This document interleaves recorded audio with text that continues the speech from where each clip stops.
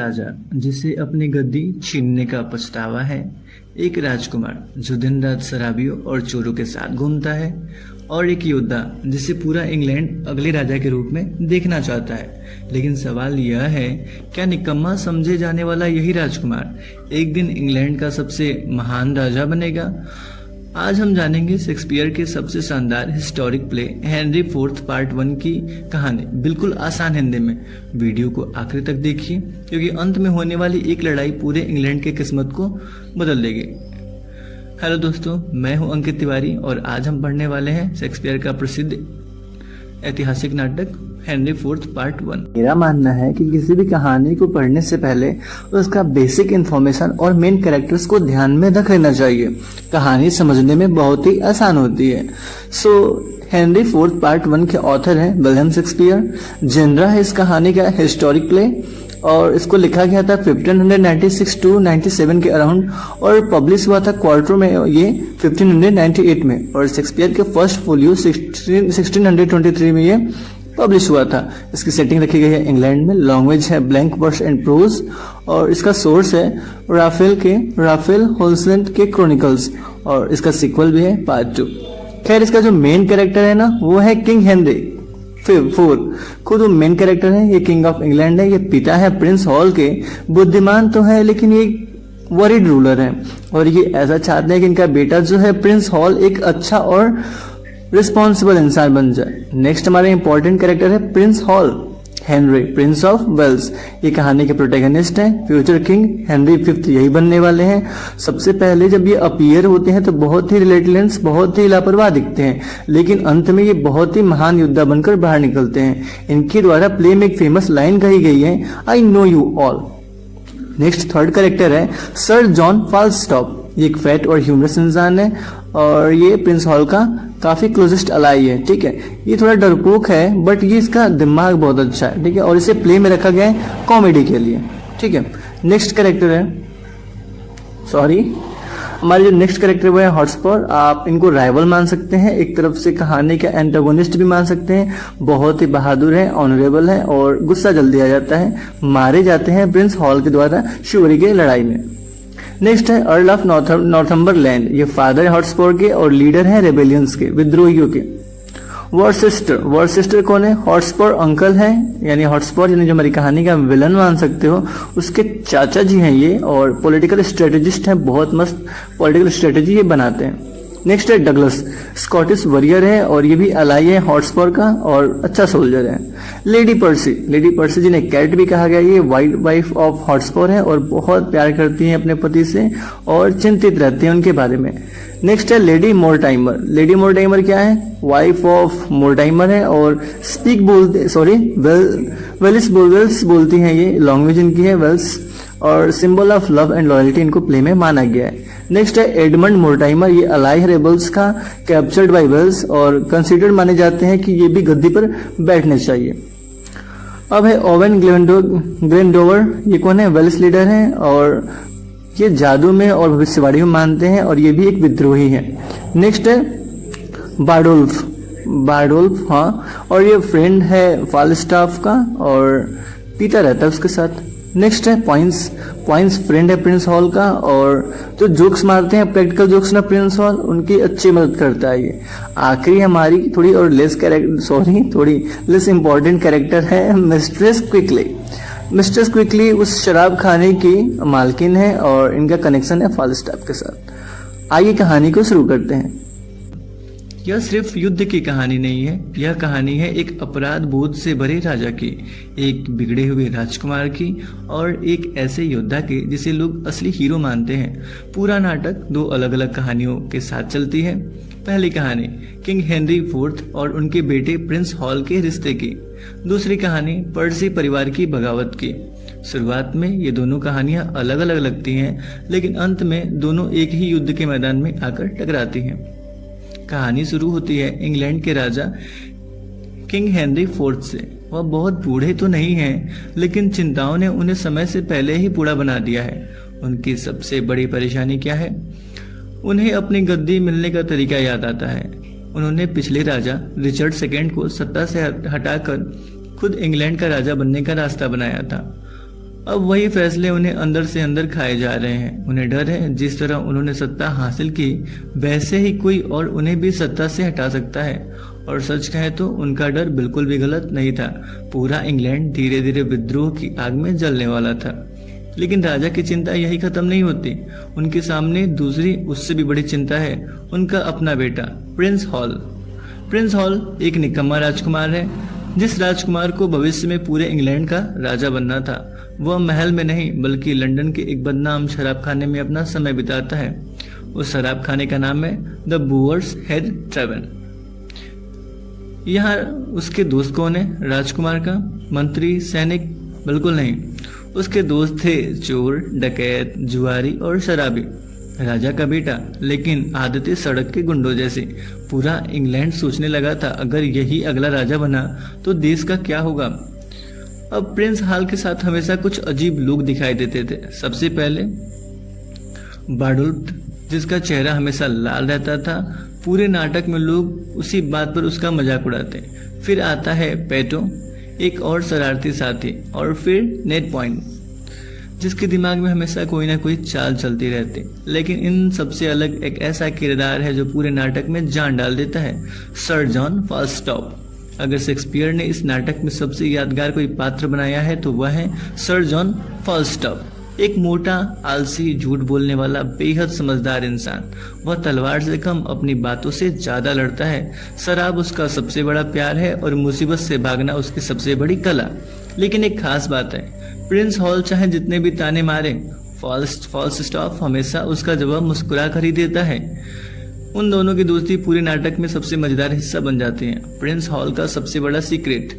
अब यहाँ शेक्सपियर हमें एक ऐसा राज बताते हैं जो पूरे नाटक का सबसे बड़ा ट्विस्ट है।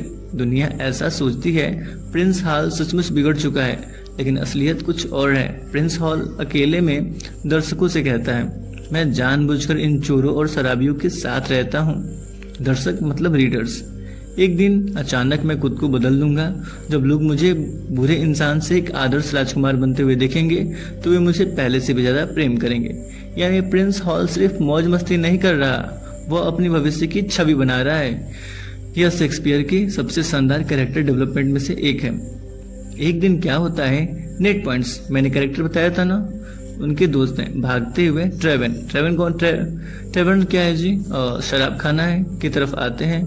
उसके चेहरे पर शरारती मुस्कान है। वह कहता है, दोस्तों मेरे पास पैसे कमाने का सबसे शानदार तरीका है। योजना यूं थी कि अमीर यात्री को रास्ते में लूट लेंगे। फाल्स्टॉप तुरंत तैयार हो जाता है, लेकिन प्रिंस हॉल मना कर देता है। फिर पॉइंट्स उसे अलग ले जाकर असली प्लान समझाता है। वह कहता है, फाल्स्टॉप को ही बेवकूफ बनाएंगे हम। योजना यूं थी, फाल्स्टॉप और बाकी लोग पहले यात्रियों को लूटेंगे, फिर प्रिंस हॉल और पॉइंट्स भेस बदल कर आएंगे और फाल्स्टॉप को ही लूट लेंगे। जो खुद डकैत है उसी के साथ डकैती हो जाएगी। प्रिंस हॉल इस मजेदार योजना के लिए तैयार हो जाते हैं, लेकिन उन्हें बिल्कुल भी अंदाजा नहीं था कि इसी बीच महल में ऐसी घटनाएं हो रही हैं जो पूरे इंग्लैंड को गृह युद्ध की तरफ ढकेल देंगे। एक तरफ प्रिंस हॉल शराब खानों में चोरों और बदमाशों के साथ अपनी जिंदगी बिता रहे हैं, दूसरी तरफ किंग हेनरी फोर्थ अपने बेटे के भविष्य और इंग्लैंड के बिगड़ती हालात को देखकर परेशान है।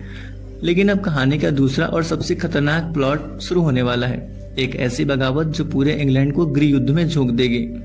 राजा के दरबार में एक बुरी खबर पहुंचती है। वेल्स का शक्तिशाली विद्रोही नेता ओवेन राजा की सेना को बुरी तरीके से हरा देता है। यह सिर्फ हार नहीं थी, यह एक चेतावनी थी कि अब पूरे राज्य में विद्रोह की आग फैलने वाली है।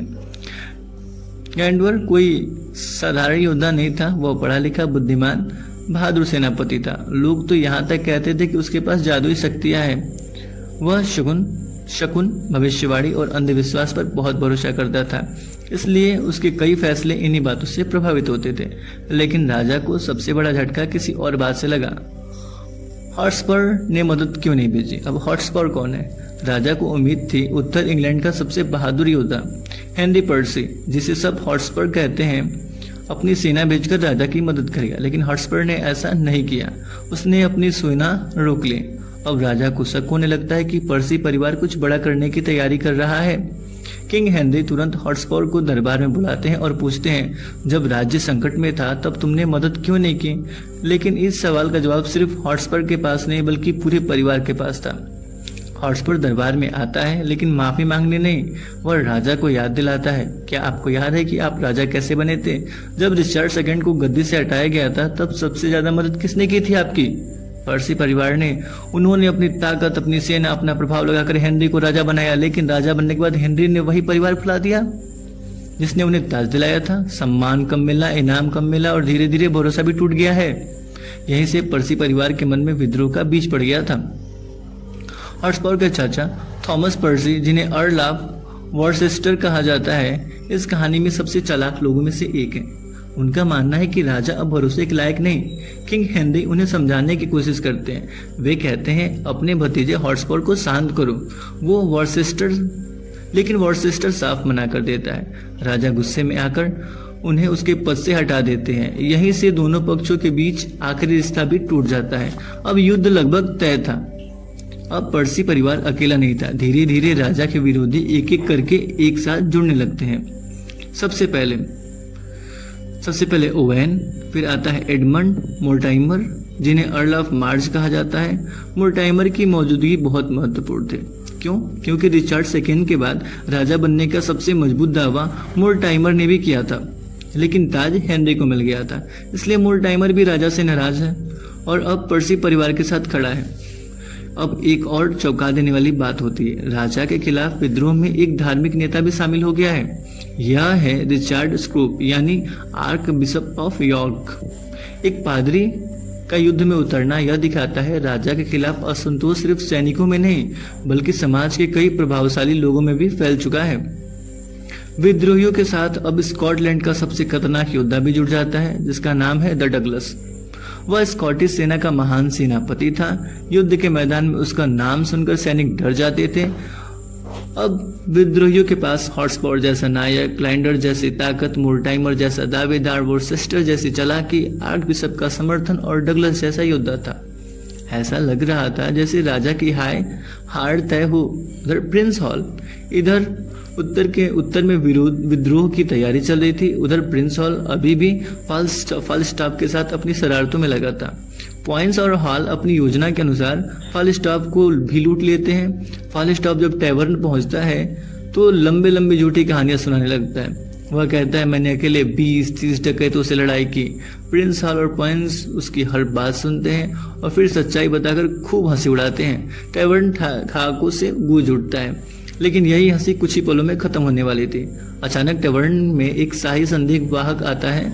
वह प्रिंस हॉल से कहता है, राजा ने आपको तुरंत महल बुलाया है। अब मजाक का समय खत्म हो चुका था। पूरे इंग्लैंड में विद्रोह फैल चुका था। प्रिंस हॉल पहली बार महसूस करता है कि अब उसे असली जिम्मेदारी निभानी होगी।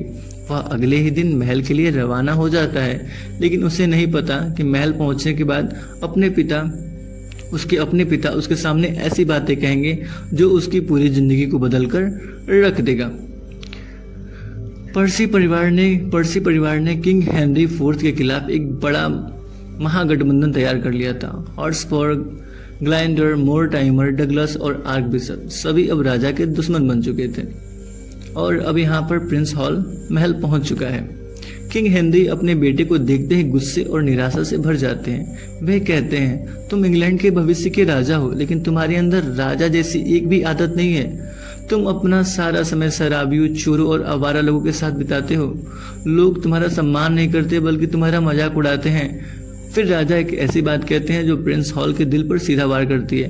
काश हॉटस्पर मेरा बेटा होता। किंग हेनरी कहते हैं, अगर भगवान ने गलती से बच्चों की अदला बदली कर दी होती और हॉटस्पर मेरा बेटा होता तो मुझे अपने उत्तराधिकारी की कोई चिंता न होती। यह तुलना प्रिंस हॉल के लिए अपमान से भी बढ़कर थी। उसका अपना पिता उसे छोड़कर एक दूसरे युवक को अपने बेटे से बेहतर बता रहा था। यह वही क्षण है जहां प्रिंस हॉल के भीतर बदलाव शुरू होता है। प्रिंस हॉल पहली बार पूरी गंभीरता से अपने पिता से कहता है, मैं अब तक जैसी जिंदगी जी है उसे पीछे छोड़ दूंगा। मैं युद्ध के मैदान में अपने कर्मों से साबित करूंगा कि मैं आपका योग्य पुत्र हूं और अगर मौका मिला तो मैं हॉटस्पर का सामना खुद करूंगा। यह सिर्फ एक वादा नहीं है, यह एक बिगड़े हुए राजकुमार के लिए नए जीवन की शुरुआत है। इसी बीच पर्सी परिवार की सेना भी तैयार हो रही थी, लेकिन तभी उनकी योजना में दरारें पड़ने लगती। कुछ साथी समय पर नहीं पहुंचते और कुछ सैनिक पीछे हट जाते हैं। कुछ नेताओं को दूसरी जगह रुकना पड़ता है। सबसे बड़ी समस्या तब हुई जब ओवेन ग्लैंडर अपनी सेना के साथ समय पर युद्ध में शामिल नहीं हो सका। इधर हॉटस्पॉर के पिता नॉर्थम्बरलैंड भी अपनी सेना लेकर नहीं आए। उन्होंने बीमारी का बहाना बना लिया। अब विद्रोहियों की ताकत पहले जैसी नहीं रही। फिर भी हॉटस्पॉर पीछे हटने वाला नहीं था, बड़ा बहादुर था। उसने कहा, चाहे हमारी सेना कितनी भी छोटी हो, हम लड़ाई करेंगे। प्रिंस हॉल अपने पुराने दोस्तों को भी नहीं भूलता। जब फालस्टाफ को राजा की सेना में भर्ती करवा देता है, लेकिन फालस्टाफ वही पुराना फालस्टाफ था। वह अच्छे सैनिकों की जगह कमजोर और गरीब लोगों को भर्ती करता है, क्योंकि अमीर लोग उसे रिश्वत देकर बच निकलते हैं। उसके लिए युद्ध भी कमाई का एक तरीका था। यही शेक्सपियर युद्ध के साथ साथ समाज में फैले भ्रष्टाचार पर भी व्यंग करते हैं। अब दोनों सेनाएं धीरे धीरे एक जगह पहुंच चुकी हैं। वह जगह थी स्विसबेरी बहुत फेमस जगह है, ये याद रखिएगा। यही फैसला होना था कौन रहेगा इंग्लैंड का असली मालिक, राजा या विद्रोही। यही तय होना था। क्या हॉटस्पॉर की बहादुरी किंग हेनरी की सत्ता को गिरा देगी? और सबसे बड़ा सवाल, क्या प्रिंस हॉल सचमुच बदल चुका है या वह सिर्फ एक वादा किया था, झूठा वादा? तो पूरा इंग्लैंड दो हिस्सों में बंट चुका था और दोनों सेनाएं आसपास में आमने सामने थी। ठीक है, सबसे बड़ी बात कि प्रिंस हॉल अब वह लापरवाह युवक नहीं रहा जब वह एक समय था। अब समय है वादा निभाने की। स्थान है बैटल ऑफ स्विसबेरी, सन 1403। स्विसबेरी का मैदान है। सुबह की पहली किरण के साथ दोनों सेनाएं आपस में आमने सामने टकराई। तलवारें चमक रही थी। घोड़ों की टापों से धरती कांप रही थी और हर सैनिक जानता था आज की लड़ाई सिर्फ जीत या हार की नहीं, इंग्लैंड के भविष्य की लड़ाई है। युद्ध शुरू होते ही दोनों ओर से तीरों की बारिश होती है। कुछ ही देर में पूरा मैदान धूल, खून और युद्ध के शोर से भर जाता है। प्रिंस हॉल बचाता है अपने पिता की जान। कैसे? युद्ध के बीच कुछ विद्रोही सैनिक सीधे किंग हेनरी तक पहुंच जाते हैं। राजा गंभीर खतरे में पड़ जाते हैं। तभी प्रिंस हॉल बिजली की तरह आगे बढ़ता है और पूरी बहादुरी से लड़कर अपने पिता की जान बचा लेता है। किंग हेनरी हैरान रह जाते हैं। जिस बेटे को वे निकम्मा समझ रहे थे, वही आज उनकी ढाल बन चुका है। पहली बार उन्हें अपने बेटे पर गर्व महसूस हो रहा था। इस युद्ध में किंग हेनरी के छोटे बेटे प्रिंस जॉन ऑफ लैंचेस्टर भी शानदार साहस दिखाते हैं। अपनी कम उम्र के बावजूद वे पूरी समझदारी और वीरता से लड़ते हैं। शेक्सपियर यहाँ दिखाते हैं कि राजा के दोनों बेटे अपनी जिम्मेदारियां बहुत ही शानदार तरीके से निभा रहे हैं। अब आता है पूरे नाटक का सबसे यादगार क्षण। प्रिंस हॉल सीधे हॉटस्पॉर के सामने आ जाता है। दोनों लगभग एक ही उम्र के हैं, दोनों महान योद्धा, लेकिन रास्ते बिल्कुल अलग। हॉटस्पॉर जन्म से ही वीर था। प्रिंस हॉल ने अपनी वीरता अभी साबित करना शुरू की थी।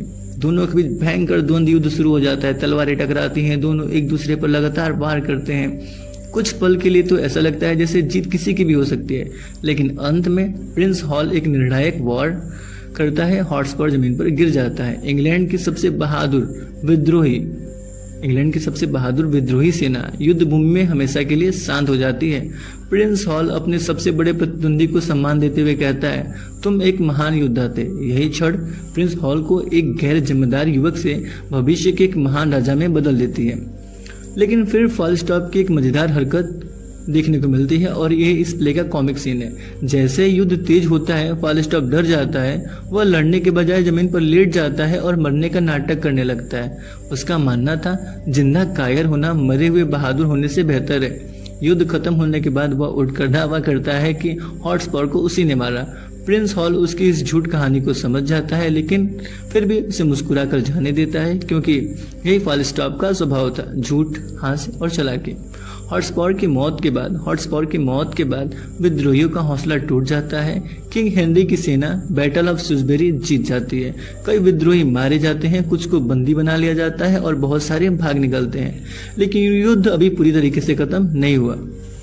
हेनरी जानते थे कि देश के अलग अलग हिस्सों में अभी भी विद्रोही छिपे हुए हैं, इसलिए वे अपने सबसे भरोसेमंद व्यक्ति प्रिंस हॉल को आगे की जिम्मेदारी सौंपते हैं। अब वही प्रिंस हॉल, जिसे कभी निकम्मा कहा जाता था, राजा की सेना का नेतृत्व करेगा।